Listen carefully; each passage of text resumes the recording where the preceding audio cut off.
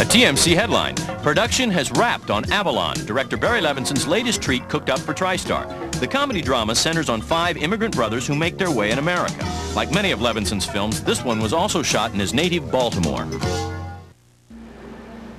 Most people walking along Broadway in downtown Los Angeles are on their way to somewhere else. Not Hillsman Wright. For him, today's Broadway is a street of hidden treasures. Hidden treasures that take Hillsman Wright back to another time. In the 1920s and 30s, Broadway was the West Coast theater district and the place where many major films premiered. We have to remember the period here was a depression, and nobody had much money, and the only escape and enjoyment they ever really had was coming to the movie house or to see a live show, where for a quarter they could forget their cares and they would have surroundings that were comparable to what the King of Persia had.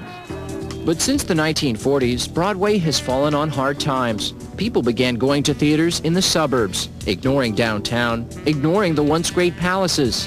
Now several theaters may be sold to developers and demolished. Hillsman Wright says in other parts of the country, preserving landmark theaters is a part of basic city planning, but not in the movie capital. And in the absence of that planning, our group, the Historic Theater Foundation, came into being. And basically, we're determined to keep this issue in front of the public. Now, since the beginning, the Los Angeles Historic Theater Foundation has operated on no budget, relying entirely on the efforts of volunteers. Not anymore. It's only fitting that on this night, the LAHTF receives a major corporate grant here at the site of another major refurbishment, the LA St. James's Club. We have people preserving movie theaters. I'm preserving movie songs that have been heard for a long time. Isn't it romantic? It was the night Hillsman Wright had been waiting for. Certainly the large check made him happy, but more than that, he was grateful the entertainment community showed up to support the theaters on Broadway. The history that's housed there is phenomenal. To think that they would not be preserved, it would be criminal. I love empty churches. I can feel all the prayers that have ever been said there. And an empty theater's like that too.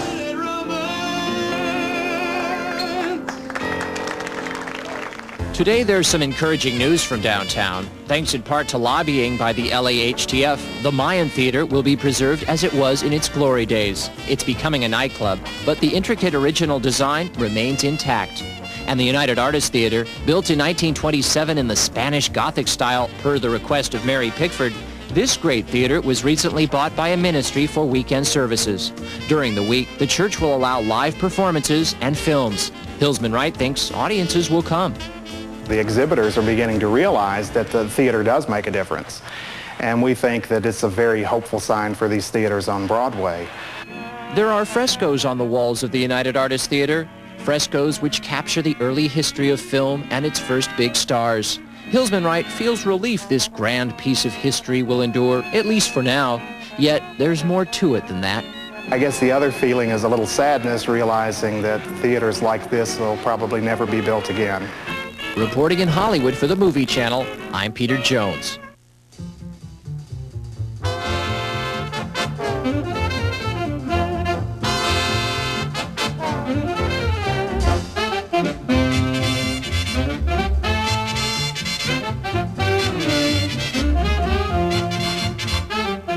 She was born in a thunderstorm in Lowell, Massachusetts, this wide-eyed daughter of a humorless New England patent attorney and his amateur photographer wife. Ruth Elizabeth Davis was sent to boarding school when her parents divorced, and it was there that the precocious 7-year-old learned the power of performance.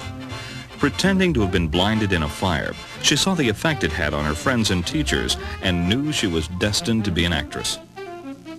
13 years later, New York Times theater critic Brooks Atkinson saw her on the Broadway stage and called her an entrancing creature who plays in a soft, unassertive style. You won't have none of me, but you'll sit here all night looking at your naked female. Mildred. You cad! You dirty swine! Obviously, he and the world had yet to see the real Bette Davis. Universal's talent scout said she wasn't sexy enough to be a star, but signed her anyway. Publicity wanted to rename her Bettina Dawes, and she was known around the lot as the Little Brown Wren. After small parts in long-forgotten movies, the chance to star opposite Leslie Howard in Somerset Maugham of Human Bondage looked like a last chance. All of the bitterness she felt at that discouraging time in her life poured into her work. Life magazine called it probably the best performance ever recorded on the screen by a U.S. actress. I never cared for you, not once. I was always making a fool of you. You bored me stiff. I hated you. It made me sick when I had to let you kiss me. I only did it because you begged me. You hounded me. You drove me crazy. And after you kissed me, I always used to wipe my mouth. Wipe my mouth! But I made up for it. For every kiss I had a laugh. We laughed at you. Miller and me and Griffiths and me. We laughed at you because you were such a mug. You don't know what you are. You gimpy leg monster. You're a cripple, a cripple, a cripple.